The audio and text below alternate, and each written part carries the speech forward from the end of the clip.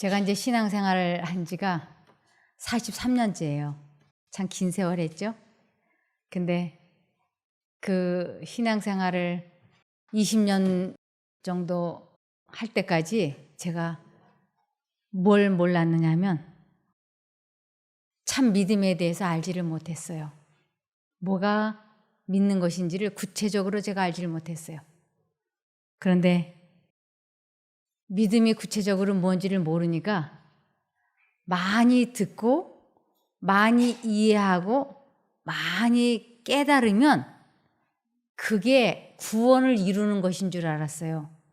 그렇게 하면 제 믿음이 많아지고 자라나고 좋아지는 것인 줄 알았어요.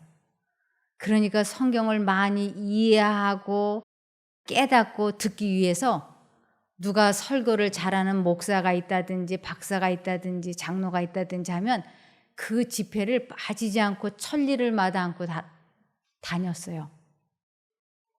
그런데 제가 그렇게 많이 듣고 이해하고 깨달았는데도 이상하게 저에게서 해결되지 않는 문제들이 있었습니다. 그것은 내가 신앙생활을 10년, 20년을 넘게 하는데도 내 감정 조절이 되지 않는 것이었어요. 내 마음이 다스려지지 않는 것이었어요. 그러면서 나는 정말 질투하고 싶지 않은데 질투가 되고 이기심을 버리고 남을 도와주고 싶은데 그게 잘 안 되고 말을 좀 절제하고 싶은데 말이 절제가 안 되고 그리고 마음이 편안하고 싶은데 왜 내 마음이 늘 편안하지 않은지 왜 짜증이 나고 신경질이 나고 화가 나는지 저는 이러한 이유를 알 수가 없었어요. 그러면서 그러한 모든 것들이 내 내면에서 내가 만들어서 그렇게 되는 걸로 생각했던 것입니다. 이렇게 하나님을 믿는데 왜 성격이 바뀌지도 않고 감정 조절도 되지 않고 왜 마음을 다스리지 못하게 될까? 그래서 이 문제를 해결하지 못해서 참 많이 괴로워하고 마음이 불편했습니다. 그런데 로마서 10장 17절을 보면 그러므로 믿음은 들음에서 나며 들음은 그리스도의 말씀으로 말미암았느니라.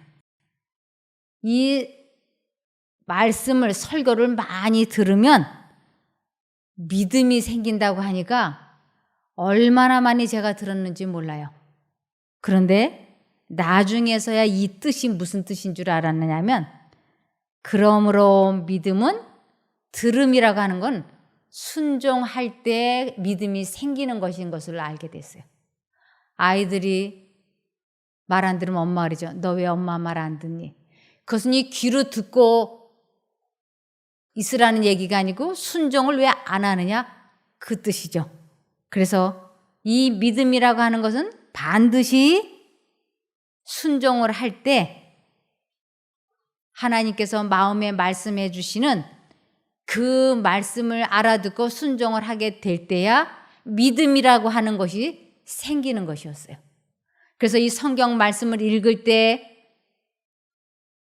내 마음속에 깨달아지는 것은 하나님께서 직접 말씀해 주시는 것과 동일하다고 할 수 있는 것입니다. 그런데 아주 많은 사람들이 저처럼 이 성경 말씀을 읽고 깨닫기는 하는데 어느 정점까지 가야 되느냐 하면 반드시 순종하는 그 정점까지 가야지 되는 것이에요. 저는 이해하고 깨달으면 믿음이 자라는 것인 줄 알았지 그 순종하는 그 지점까지는 가본 적이 없었어요. 그래서 요한복음 6장 28절과 29절을 보시겠습니다. 그러자 그들이 말하기를 우리가 하나님의 일들을 하려면 무엇을 해야 합니까? 라고 하니 예수께서 그들에게 대답하여 말씀하셨다. 하나님께서 보내신 일을 믿는 것이 곧 하나님의 일이다. 하나님의 일은 곧 하나님을 믿는 일이 하나님의 일이라고 하는 것이었어요. 저는 새벽마다 눈 비비고 일어나서 새벽마다 새벽 기도를 하고 금식 기도를 하고 이 성경을 읽고 성경을 암송을 하고 아주 교회에 방문 따라다니고 교회에 헌금을 하고 성전을 짓는데 최선을 다하고 이러는 일들이 하나님의 일이고 그것이 믿음의 일인 줄 알았어요. 그래서 그런 일을 많이 하는 것이 믿음이 많아지는 것이라고 생각했습니다. 그래서 그러한 일들을 많이 했는데도 성경을 많이 읽고 이해하고 깨닫고 암송을 하고 헌금이란 헌금은 다 하고 봉사란 봉사는 다 했는데도 기도란 기도는 다 했는데도 결정적인 순간일 때는 저는 제 자신과의 싸움에서 이길 수가 없었어요. 그래서 이게 도대체 어떻게 이 문제를 해결할 수 있을지 이게 너무나 궁금했던 것입니다. 그런데 하나님의 일이라고 하는 것이 구체적으로 그럼 어떻게 하는 것인가? 거기에 대해서 누가복음 10장 25절에 저 같은 궁금증이 있는 사람이 예수님에게 직접 이 문제를 질문했어요. 누가복음 10장 25절에 마침 어떤 율법학자가, 이 율법학자라고 하는 것은 아주 성경을 잘 알고 가르치는 사람, 신학과 교수 정도 되는 이런 사람이라고 할 수 있겠죠. 어떤 율법학자가 일어나 예수님을 시험하며 말하기를 선생님, 제가 무엇을 하여야 영생을 얻겠습니까? 하니 예수께서 그에게 말씀하셨다. 율법에 무엇이 기록되어 있으면 너는 어떻게 읽고 있느냐? 이 사람이 자기 나름대로는 최선을 다해서 성경도 연구해보고 봉사도 해보고 사람으로서 할 수 있는 일은 이 사람도 다 해보는 것이었어요. 그러나 자기 마음속에 왜 내 감정 조절이 안 되는 것일까? 내가 하나님을 이렇게 오래 믿는다고 하면서 왜 내 마음이 평안하지 못하며 왜 내 마음에 미움이 있고 사랑이 없는가? 이러한 문제를 그가 예수님에게 직접적으로 물어본 거예요. 예수님께서는 이 사람이 틀림없이 성경을 아주 자세히 잘 연구하는 학자인 것을 알고 있었어요. 그래서 그 사람에게 이 성경에 뭐라고 쓰여 있느냐라고 묻지를 아니하고 내가 이것을 어떻게 읽느냐, 이것은 내가 이것을 어떻게 깨닫고 있느냐 하고 질문을 하신 것입니다. 너는 어떻게 읽고 있느냐? 그러자 그가 대답하여 말하기를 내 마음을 다하고 목숨을 다하고 힘을 다하고 뜻을 다하여 주 너희 하나님을 사랑하고 내 이웃을 내 몸과 같이 사랑하라 하였습니다. 하니 이 사람이 얼마나 유능한 똑똑한 지혜로운 율법학자인지는 이 대답하는 걸로 결정이 났어요. 왜냐하면 이 신구약의 가장 중요한 핵심이 뭐냐면 하나님과 연합하면 사람을 사랑하는 것. 그래서 하나님을 사랑하고 즉 하나님을 선택하고 내 이웃을 내 몸과 같이 사랑하라. 이것이 이 성경의 핵심 진리인 거예요. 이 사람이 그것을 말하니까 예수님께서도 아주 간단 명료하게 대답을 하셨습니다. 28절에 예수께서 그에게 말씀하셨다. 내가 옳게 대답하였다. 그것을 행하여라. 그러면 내가 살 것이다. 이것은 내가 영생을 얻을 것이다. 내가 아주 정확하게 성경을 읽고 깨달았어. 이제 읽고 깨달은 것만 가지고 있으면 믿음이 없는 거야. 뭐 하라고요? 그것을 행하라. 읽고 깨달은 것은 영적 부흥이라 그럽니다. 영적 부흥. 이것은 자전거로 말하면 앞바퀴 같은 거예요. 이 자전거의 앞바퀴에 바람이 빵빵하게 들어가 있어요. 그러면 이 쭈그러진 뒷바퀴가 같이 바람에 빵빵하게 들어가야 이 자전거는 정상적인 재구실을 할 수가 있어요. 내가 이 성경을 아주 제대로 읽고 깨달았어. 이 세상에 수많은 사람들이 이 성경을 제대로 읽고 깨달았어요. 특별히 누가 많이 읽고 깨달았느냐? 이스라엘 사람들, 유대인들. 그들은 이 성경을 이렇게 구약 성경 그것을 이렇게 딱 걸어놓으면 밑에서도 보고 위에서도 보고 옆에서도 보고 이쪽에서도 보고 이렇게 산지사방에서 이 글자를 보면 읽을 수 있을 만큼 그들은 이 성경을 훑기만 봐도 내용이 뭔지 알 만큼 보고 또 보고 보고 또 보고 그래서 수없이 많이 이해하고 깨달은 사람들이 그들이 구원을 받아야 되는데 이스라엘 사람들이 구원을 많이 못 받았어요. 그 이유가 뭐냐면 그것을 행하는 데까지 실천하는 데까지는 못 갔기 때문입니다. 그래서 그들은 자전거로 말하면 앞바퀴는 바람이 가득 들어가 있는데 뒷바퀴는 부흥을 하는 거, 개혁을 하는 거, 영적 부흥이라고 하는 건 마음이 깨달아서 아주 기쁜 거예요. 이해하고 깨달은 것은 영적 부흥이라 그러고 생애에 악습을 고친다든지 감정 조절을 한다든지 마음을 다스린다든지 식욕을 절제한다든지 정욕을 절제한다든지 이런 생애의 전환점이 터닝 포인트가 시작되는 것을 부흥이라 그러고 개혁이라 그래. 영적 부흥과 생애의 개혁이 동시에 일어날 때에만 이 자전거처럼 인생이 펴지는 거예요. 근데 이스라엘 민족들은 영적인 부흥은 다 일어났어. 근데 생애의 개혁은 일어나지 않으니까 이 자전거 앞바퀴가 가만히 내버려두면 공기가 어떻게 될까요?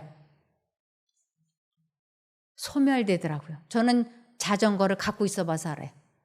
이 자전거는 타지 않고 가만히 두면요. 공기가 빠져버려요. 그래서 또 공기를 집어넣고 또 가만히 두면 또 빠져. 우리들의 마음의 영적 부흥, 이 말씀을 이해하고 깨닫는 것만 하고 생애의 개혁이 일어나지 아니하면 이 영적 부흥도 어느 날 다 소멸되어 사라져버려요. 그래서 아침밥 먹으면 5시간이 지나면 아침에 먹은 에너지가 다 소실되어 버려서 점심을 먹어야 되고 점심 먹은 에너지가 5시간이 지나면 저녁을 먹어야 되는 것처럼 영적 부흥도 확 이해되어지고 깨달아졌을 때 그것을 바로 뒷받침해주는 생애의 개혁, 행함이 뒤따르지 않으면 아침밥은 먹고 점심을 안 먹으면 기운 빠지듯이 수르륵 사라져버려요. 그래서 참된 회개라고 하는 것은 이 개혁을 의미하는 것입니다. 참된 회개는 개혁이 따르지 않는 회개는 참된 회개가 아니다. 그리스도의 의는 자복하지 않고 버리지 않은 죄를 덮는 가면이 아니다. 품성을 변화시키고 행동을 제어함이 생애의 원칙이다. 거룩함이란 하나님께 전체를 바치는 것이며 마음속에 있는 하늘의 원칙에 마음과 생애를 완전히 복종시키는 것이다. 회개라고 하는 것은 완전히 생활의 개혁을 일으키는 것이에요. 그 생애에 개혁이 일어나는 것을 거룩함이라고도 하는 것이에요. 우리는 거룩함 그러면 막 이렇게 도포자락을 휘날리고 하얀 수염을 이렇게 해갖고 막 구렁이 닮은 지팡이 짚고 이렇게 서 있는 것 같은 느낌이 들잖아요. 근데 이 거룩함이라고 하는 건 죄와 인연을 끊는, 죄와 관계없는 그것을 거룩함이라고 그래요. 그래서 하나님은 죄와 관계가 없으신 분이기 때문에 거룩하시다 그래요. 그러니까 우리도 거룩해지려면 죄된 생각이 들어올 때 그 생각을 포기하고 하나님을 선택을 하고 불러서 이 마음이 죄된 생각에서 해방되어지는 것을 거룩함이라고 설명을 하고 하늘의 원칙의 마음과 생애를 복종시키는 것을 거룩합니다. 이렇게 설명하고 있는 것이에요. 그래서 이 기독교 신앙이라고 하는 것은 알면 아주 쉬운데 모르면 너무나 이 추상적인 단어가 많기 때문에 누구한테 그렇다가 모른다고 일일이 좀 물어볼 수도 없고, 교회 다닌 지는 막 10년, 20년 됐으면서 긍휼히 여기소서라는 단어가 무슨 뜻인지도 몰라. 이 긍휼히 여긴다는 게 이게 무슨 뜻이지? 모르면 국어사전을 찾아봐야지 되는데 국어사전도 안 찾아보고 그냥 넘어가는 거예요. 미쁘신 하나님. 이 미쁘다는 게 도대체 무슨 뜻이야? 신실하신 하나님. 듣도 보도 못한 소리네. 그러면서도 국어사전을 안 찾아보는 거예요. 아쉬운 사람이 웅을 판다고 많이 궁금한 사람이 아예 국어사전 옆에 갖다 놓고 계속 찾아보면서 하면, 아, 긍휼이라고 하는 것은 동정심이 많고 자비롭고 은혜로운, 그리고 용서하는 마음을 긍휼이라고 그러는데, 그것은 사람의 마음이 아니고 사람에게는 그런 것이 없어요. 하나님의 마음에만 있는 것이에요. 그래서 하나씩 하나씩 깨달아 가면 이 성경처럼 재미있고 좋은 게 없어요. 그러면서 이 율법학자에게 내가 그렇게 성경을 이해하고 깨달은 것 가지고는 구원이 있다 없다? 없다. 그러니까 어떻게 하라고? 아주 간단하게. 그것을 행하라. 이 행하라 이것은 뭐예요? 실천해봐라, 체험해봐라, 경험해봐라, 적용해봐라. 그러면 내가 영생을 얻을 것이다. 그런데 얼마나 많은 사람들이 교회 전 재산을 다 갖다가 헌금하고 막 교회 짓는다고 물불 안 가리고 봉사하고 그러면 구원받을 것 같이 생각을 했는데, 하나님께서는 하나님의 일이라고 하는 것은 그런 것은 극히 일부고 진짜 핵심은 내 감정 조절을 하는 거야. 내 마음을 다스리는 거야. 근데 내 힘으로 하는 것이 아니고 하나님과 사람이 연합이 되어서 하게 될 때 그것을 회개라 그러고, 그것을 거룩함이라 그러고, 그것을 겸손이라고 그래. 그것이 될 때야 너는 영생을 얻게 돼. 이렇게 말씀하시는 것이었어요. 성령의 도우심 아래 부흥과 개혁이 일어나야 한다. 부흥과 개혁은 서로 다른 두 가지 일이다. 부흥과 개혁은 확실히 달라요. 부흥은 이 말씀을 이해하고 깨닫는 것을 부흥이라 그래요. 그래서 이 성경 말씀을 이해하고 깨달은 것은 부흥이라 그러고, 개혁이라고 하는 것은 회개하는 것이에요. 즉 도둑질 하던 사람은 이제 도둑질을 안 하고, 술 마시던 사람은 이제 술을 안 마시고, 도박을 하던 사람은 이제 도박을 안 하고, 외도를 하던 사람은 이제 외도를 안 하고. 그런데 이것을 사람이 자기가 노력을 해서 외도 안 해야 돼, 그래서 지나가는 여자를 보면 안 돼 하고 눈을 질끈 갖고 다니라는 게 아니고, 하나님의 능력과 사람의 선택력이 딱 결합이 되어서 자기 자신을 다스리는 것을 체험하는 것을 회개라 그러고, 그것을 개혁이라고 하는 것이에요. 그 영적인 부흥과 개혁이 동시에 우리들에게 일어날 때 전혀 다른 사람으로 변하는 것이에요. 그래서 보라, 이전 것은 지나갔으니 새 것이 되었도다. 전혀 다른 사람이 되는 것이에요. 아주 그전에는 그냥 수다스러워서 이 아내하고 어디 외출을 하면 이 아내의 이 말 실수 때문에 남편이 오금이 저리는데, 이 아내가 어느 날 거짓말처럼 말을 안 하고 말 실수를 안 하고 말의 절제가 되었을 때 전혀 다른 사람처럼 보이는 거예요. 그래서 보라, 이전 것은 지나갔으니 새 것이 되었도다. 하나님과 연합하는 생애는 사람들이 생각하고 보았던 것과는 전혀 다른 사람이 되는 것이에요. 이것은 성경에서는 이것을 경험하는 사람은 비밀을 알고 있는 사람이라 그래요. 즉, 이 마음 속에 전혀 다른 신의 성품, 예수님의 생각이 자기 마음속에 들어왔을 때 그 생각을 자기 마음속에 선택을 해서 그 예수님의 생각대로 말하고 행동하는 것을 신의 성품에 참여한 자라고 얘기하는 것이에요. 이것을 매일 매 순간 하는 것을 성령 침례를 받았다 그러고, 이 성령 침례를 매일매일 받는 사람을 신의 성품에 참여했다 그러고, 거듭났다 그러고, 영적 부흥과 개혁이 일어났다 그러고, 회개했다고 하는 것입니다. 이것은 한 번만 가지고 되는 것이 아니고 그 사람이 생명이 멈추는 그날까지 계속 해야 되는 것이에요. 부흥은 영적 생애를 새롭게 하며 정신과 마음의 능력을 소생시키는 것으로 영적 죽음에서 부활하는 것을 의미한다. 개혁은 재조직, 곧 사상과 이론, 습관과 행습의 변화를 가져오는 것을 의미한다. 개혁은 그것이 성령의 부흥과 연결되지 않는 한 의의 선한 열매를 맺지 못할 것이다.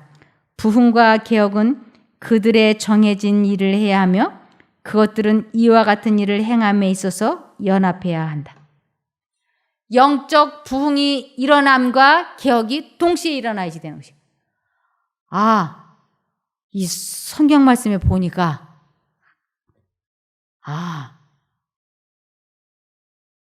술 마시면 안 된다고 돼 있네.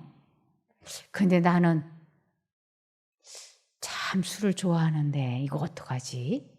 술 마시면 안 되는데 까지는 이해하고 깨달아서 요거는 이제 영적 부흥이 일어난 거예요. 영적 부흥. 한쪽으로는 술을 안 마시는 시제적인 개혁이 일어나야지 돼. 근데 자기가 술을 안 마시려고 아무리 노력해봐야 불가능한 거예요. 하나님을 왜 믿느냐? 하나님을 왜 믿느냐고 누군가가 물으면 1초의 시간도 걸리지 않고 바로 나와야지 돼. 내가 왜 하나님을 믿느냐? 대답할 말이 있어야지 돼. 그러려면 하나님을 경험해보고 체험해봐야지 그 말이 바로 튀어나와요.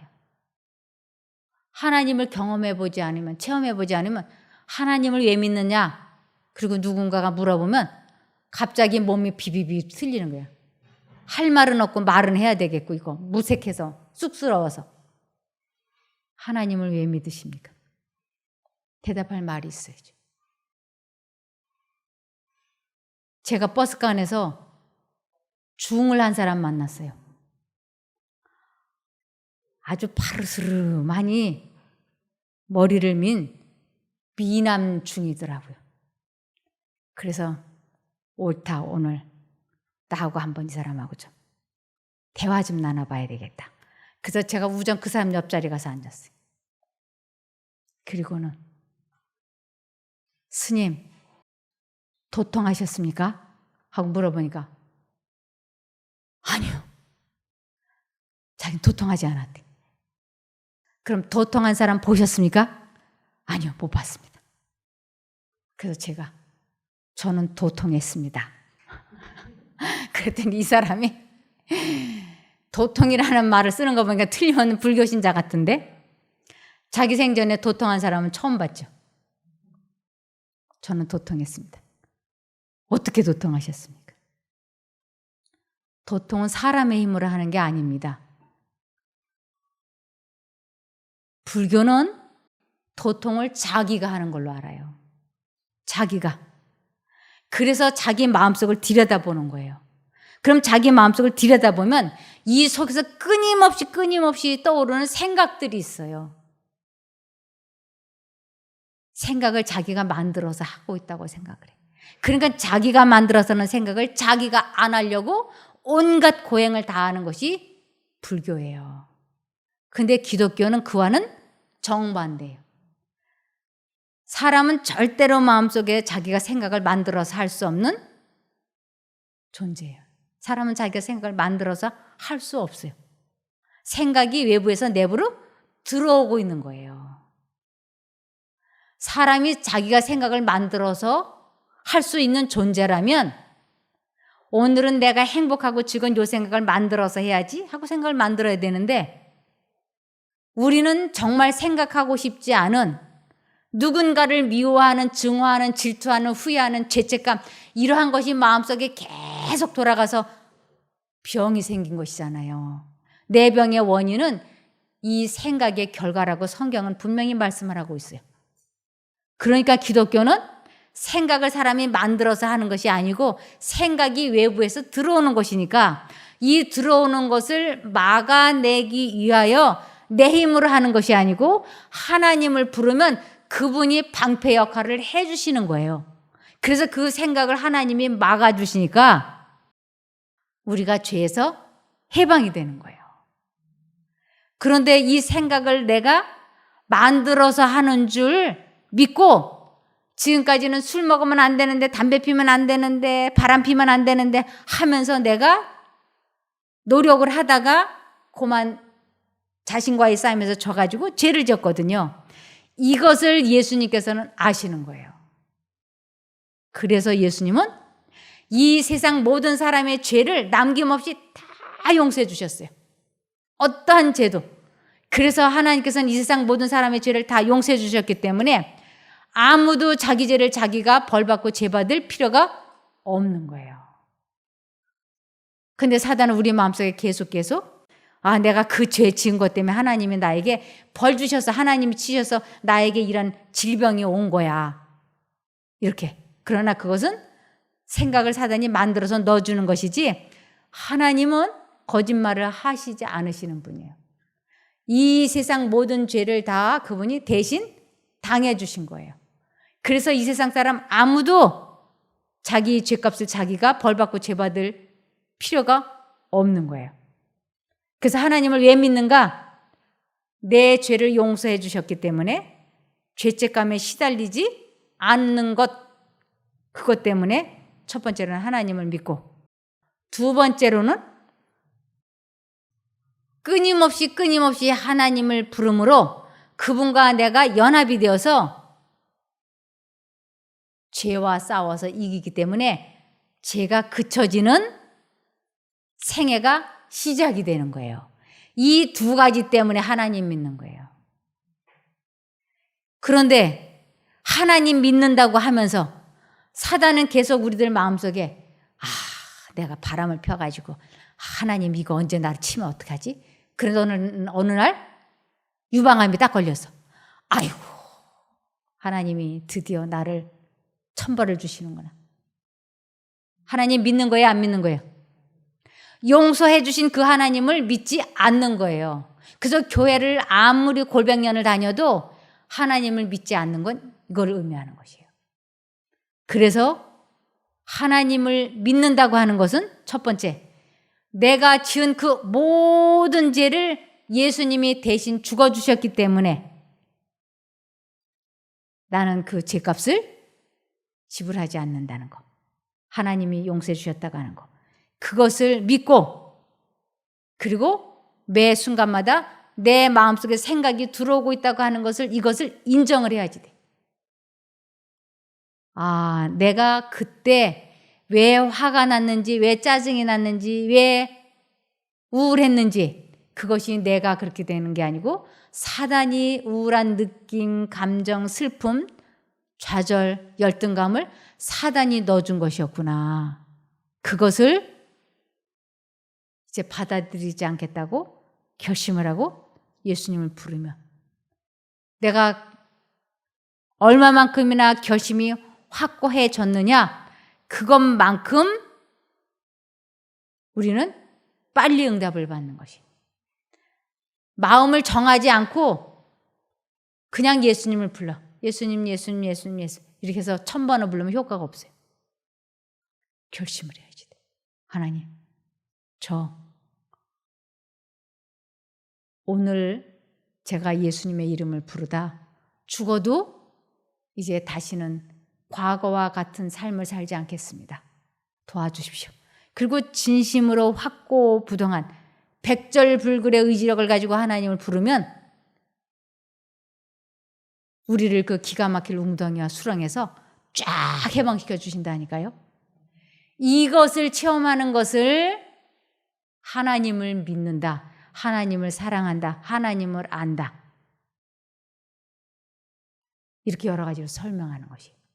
이것을 내가 죄와 싸우면 나는 지는데 하나님을 불러서 그분의 능력으로 내가 죄에서 해방되어지는 것을 쫙 경험하면 내가 이긴 거예요, 하나님이 도와주신 것이에요. 이것을 타력에 의한 구원이라고 그래요. 타력, 바깥에서 내게 온. 그래서 타력, 하나님의 능력으로 죄와 싸워서 이기는 경험을 성령 침례라 그래요. 우리는 물침례를 받았죠. 목사님들한테 물침례. 이것은 과거에 나는 죽고 이제부터 새로운 생애를 살겠다고 하는 것을 표상하는, 상징하는 것이 물침례예요. 이 물침례는 사람에게서 받아. 그래서 목사님에게 받고 나면 이제부터는 누구에 의해서? 하나님을 내가 선택함으로 그분의 능력으로 사람의 선택력과 하나님의 능력이 연합이 되어서 나에게서 죄가 그쳐지는 체험을 하는 것을 성령 침례라고 얘기하는 것이에요. 이 성령 침례를 받으면 이 마음 속에 나를 다스리는 분이 하나님이시기 때문에 내 마음이 은혜의 왕국, 은혜의 나라가 시작이 되는 것이에요. 그래서 이 마음이 평안하고 이 은혜의 왕국이 시작되는 것을 경험하면서 우리들에게 3가지 상급이 주어집니다. 첫 번째는 마음이 평안해. 하나님 마음속에 있는 것과 같은 그 평안함이 사람 마음속에 들어와. 두 번째로는 우리들의 스트레스, 우리들의 생각의 결과로 내가 병이 이렇게 들었는데 이 생각이 그쳐지니까 질병이 급속도로 회복이 돼. 세 번째, 모든 문제들이 서서히 해결되기 시작하는 것입니다. 그래서 누가복음 5장 32절을 보시면 누가복음 5장 32절 내가 의인을 부르러 온 곳이 아니요 죄인을 불러 회개시키러 왔노라. 하나님께서는 우리들 마음속에 계속 말씀을 하시는 것을 내가 너를 부르러 왔다라고 얘기하시는 것이에요. 아, 술 마시고 싶은데 술 마시면 안 되는데 이 술 마시면 안 되는데 생각이 나를 부르시는 것이에요. 술 마시면 안 돼. 근데 술 마시면 안 돼. 술 마시고 싶어. 마시면 안 돼. 2가지 생각이 있죠.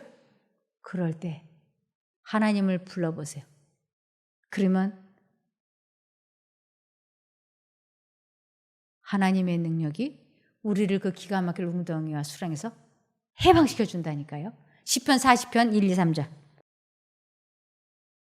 내가 여호와를 기다리고 기다렸더니 그랬어요. 내가 여호와를 기다리고 기다렸다가 하는 것은 내가 지금 이 기가 막힐 웅덩이와 수렁에서 빠져나가고 싶으니까 이제 예수님을 막 부르기 시작하는 것을 하나님이 나를 도와주시는 것을 기다리고 기다렸더니라는 것이에요.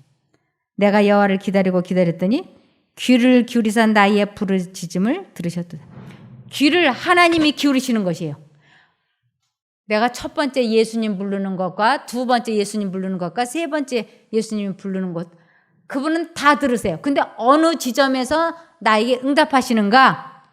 그것을 예수님은 귀를 기울이시는 거예요. 김종숙이가 언제 결심을 확고부동하게 하고 나를 부르는지 그 지점을 보시는 거예요. 제가 그냥 예수님 하는 것과 내가 죽으면 죽으리라고 예수님을 불러야 되겠다고 굳게 결심을 하고 부르는 그 지점이 다르잖아요. 그 지점이 딱 될 때 하나님께서는 나의 부르짖음을 들으셨도다라고 얘기하는 것이. 포기하지 않고 끝까지 부르는 것을 나의 부르짖음을 들으셨도다. 나를 기가 막힐 웅덩이와 수렁에서 끌어올리시고 내 발을 반석 위에 두사 내 걸음을 경고케 하셨도다. 내 인생을 완전히 새롭게 꼴지어 주시는 것을 의미하는 것이에요. 그럴 때 우리는 3절에 새 노래 곧 우리 하나님께 올릴 찬송을 내 입에 두었으니 많은 사람이 보고 두려워하며 여호와를 의지하리라. 새 노래. 야, 내가 죄에서 해방되어지는, 죄가 그쳐지는 이 체험을 했어.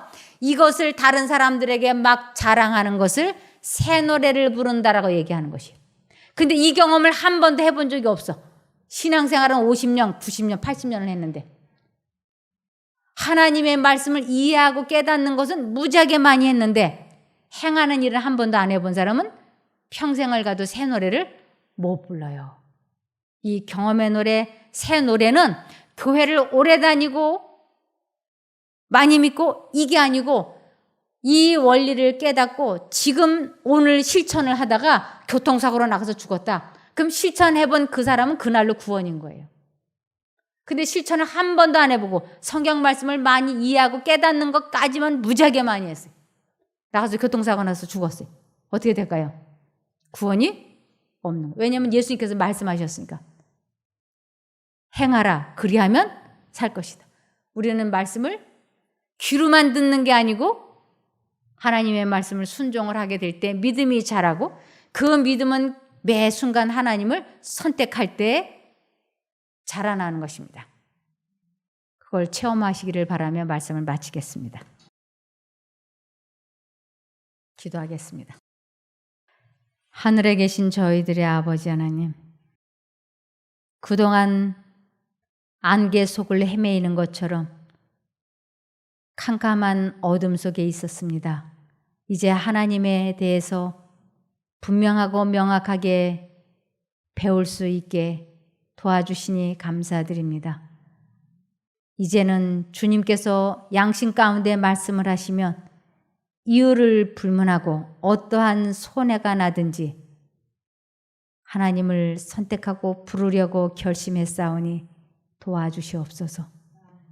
꼭 체험해보게 도와주시기를 예수님 이름으로 기도드리옵나이다. 아멘.